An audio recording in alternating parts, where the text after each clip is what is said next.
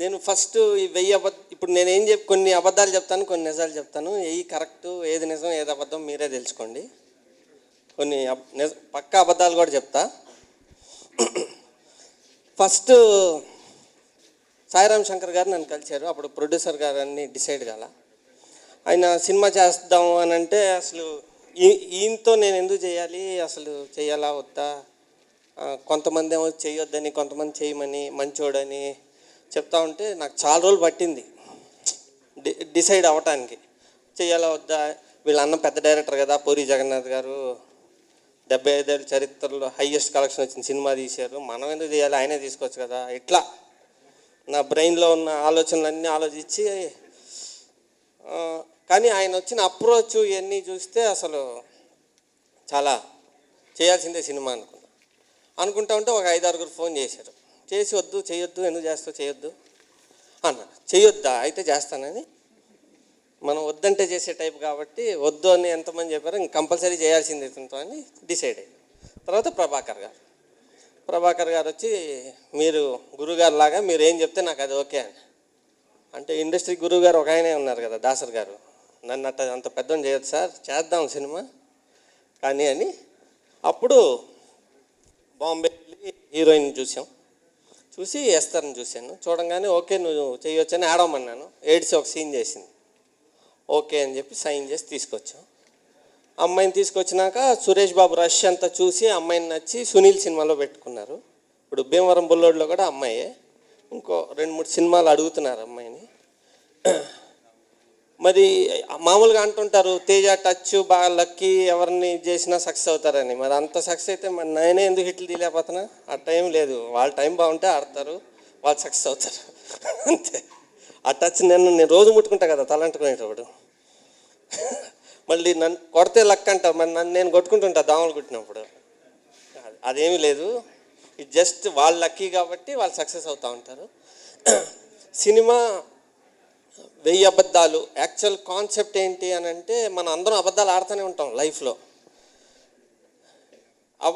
కొన్ని పనులు చేయడానికి, కొంతమందిని మెప్పించడానికి, ఇష్టం లేకపోయినా ఒక అబద్ధపు నవ్వు, ఒక ఎదవ నవ్వు వేసుకుని ఉంటాం. మన బాస్ జోక్ వేసాడు అనుకోండి, నవ్వు రాకపోయినా నవ్వుతాం, అది అబద్ధమే. చాలా చోట్ల చేస్తుంటాం చిన్నప్పటి నుంచి. కానీ ఎవడికాడు సత్యహరిశ్చంద్రుడిని నా అంత మంచోడు ఎవడు లేడు అనుకుంటుంటాం. ఇక్కడ క్యారెక్టర్ ఏంటంటే సత్యహరిశ్చంద్రుడినే నేను ఇప్పుడు అబద్ధాలు ఆడుతున్నాను ఫిక్స్ అయిపోతాడు, అయ్యి అబద్ధాలు ఆడతారు. ఇంకోటి అన్నారు, ఈ సినిమా 1000 అబద్ధాలు అనగానే ఓహో నిజం తీసాడా దొబ్బింది కాబట్టి ఇప్పుడు అబద్ధాలను తెస్తున్నాడా అది. అవును, అందుకే తెస్తున్నా. అట్లా అంటే అందరూ సాటిస్ఫై అయిపోతారు కదా. ఇంకోటి, ఈయన సాయి గారిని పెట్టుకోగానే ఫస్ట్ గెటప్ మార్చేయాలి, ఇంతవరకు చేసిన సినిమాల్లో లాగా ఉండకూడదు, కొంచెం చాలా మోడర్న్గా ఉండాలి అని చెప్పి బాగా సిటీ లుక్ తీసుకొచ్చేసాం అనమాట. సినిమా మొత్తం లైట్ కలర్స్ పెట్టి మొత్తం పింక్ మా సినిమా కాన్సెప్ట్ అండి. 1000 అబద్ధాలు షర్టు అన్నీ ఎక్కువ పింక్ కలర్ ఉంటుంది సినిమా అంతా. దాంట్లో చేసామంతా ఒక ఫెమినిటీ ఉండాలి సినిమాకి అని చేసింది.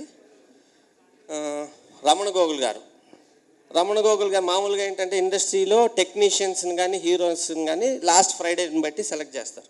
పోయిన ఫ్రైడేలో హిట్ అయితే వాడే పెద్ద పుడింగ్ అనమాట, ఆయన మించిన లేరని. నేను అలా కాదు, రమణ గోగుల్ గారు టాలెంట్ ఉంది కానీ లాస్ట్ ఫ్రైడే ఆయనకు వర్కౌట్ కాల. ఎవరు ఫ్రీగా ఉన్నారు, ఆయన బాగా చేస్తాడు, మంచోడు, తీసుకొచ్చి ఆయన పెట్టి చేసాం అనమాట. లిరిక్స్ బాగా రాశారు రైటర్స్. అంటే బాగా రాకపోయినా నేను వదలను కాబట్టి మొత్తానికి టార్చర్ పెట్టి రాయించుకున్నాం. పాటలు బాగున్నాయి అని అంటున్నారు. యాక్చువల్గా మేము ఆడియో రిలీజ్ చేద్దామని పెద్ద ఫంక్షన్ చేద్దాం అది ఇది అనుకున్నాం. ఇది నిజం ఏంటంటే మా దగ్గర మొత్తం ఉన్న డబ్బులన్నీ సినిమాకి పెట్టేసి బడ్జెట్ అయిపోయింది. ఆడియో రిలీజ్ చేయడానికి లేవు. ఏం చేయాలి అని రోజు పోస్ట్పోన్ చేస్తున్నాం. సీడీలు రెడీ అయిపోయినాయి. ప్రొడ్యూసర్ గారు వచ్చి ఎలా ఏం చేద్దామంటే, మన దగ్గర లేవు కదండి, ఏం చేద్దాం, ఇంకో రకంగా చేద్దాం, ప్రతి ఇంటికి వెళ్ళి రిలీజ్ చేసేద్దామని చెప్పి పెద్ద పెద్ద డైరెక్టర్ల దగ్గరికి వెళ్ళి అక్కడికి వెళ్ళి రిలీజ్ చేసాం ఒక్కొక్క సీడీ. రామానాయుడు గారు ఫస్ట్ సీడీ తీసుకుని, పూరి జగన్నాథ్ గారు ఒక సీడీ, వినాయక్ ఒక సీడీ, అట్లా ఒక్కొక్కరితో రిలీజ్ చేసి ఆ ఫోటోలతో ఇంకా రిలీజ్ అయిపోయిందని పోస్టర్లు వేసాం. తర్వాత సినిమా చూసి సురేష్ బాబు చూశారు. సినిమా చూసి ఆయనకి నచ్చి మొత్తం ప్రొడ్యూసర్ గారిని పిలిచి నీకు ఎంత అయింది అంటే ఇంత అయిందని మొత్తం ఇచ్చేసి ఆయన టేక్అవుట్ చేశారు సినిమా. ఇప్పుడు సురేష్ ప్రొడక్షన్స్ ద్వారా రిలీజ్ చేద్దామని ప్లానింగ్లో ఉంది, చూద్దాం. దానివల్ల మాకు డబ్బులు వచ్చినాయి కాబట్టి ప్రెస్ మీట్ పెట్టి, ఇది వాస్తవం. దీంట్లో వెయ్యి అబద్ధాలు కాదు, ఇది నిజమే. కామెడీ అంటే ఇది యాక్చువల్లీ ఇది కామెడీ ఫిల్మ్ కాదండి, ఇది డ్రామెడీ అంటారు దీన్ని. డ్రామెడీ కాన్సెప్ట్ అనమాట. డ్రామెడీ అని అంటే డ్రామా ఉంటుంది, దాన్ని కామెడీ బేస్లో చెప్తాం అనమాట. డ్రామాని కామెడీలో చెప్పడం డ్రామెడీ అంటారు. అసలు యాక్చువల్గా నిజం చెప్పాలంటే ఫస్ట్ టైం మా ప్రొడ్యూసర్ గారు హీరో గారు వచ్చారు, కథ చెబుదామని కూర్చోబెట్టి కథ చెప్పా. కథ వినంగానే ఆయన ఆనందం తట్టుకోలేక, మేము 4 అంతస్తులు ఉన్నాం, ఆనందంతో 4 అంతస్తుల నుంచి కింద దూకేశాడు ఆయన. అప్పుడు మా హీరో గారు ముందే తెలిసి అట్టపెట్టలేసి ఆయన కాపాడారు. అసలు ఎక్స్ట్రాడినరీ అన్నమాట. దాదాపు 1,00,000 ట్యూన్స్ విన్నాం, దాంట్లో 10,000 ట్యూన్స్ రికార్డ్ చేసాం. మరి ఆడియన్స్కి ఎక్కువైపోద్దని 5 పాటలు పెట్టాం అనమాట. అబద్ధాలు చెప్పాలంటే ఎన్నైనా చెప్పచ్చు.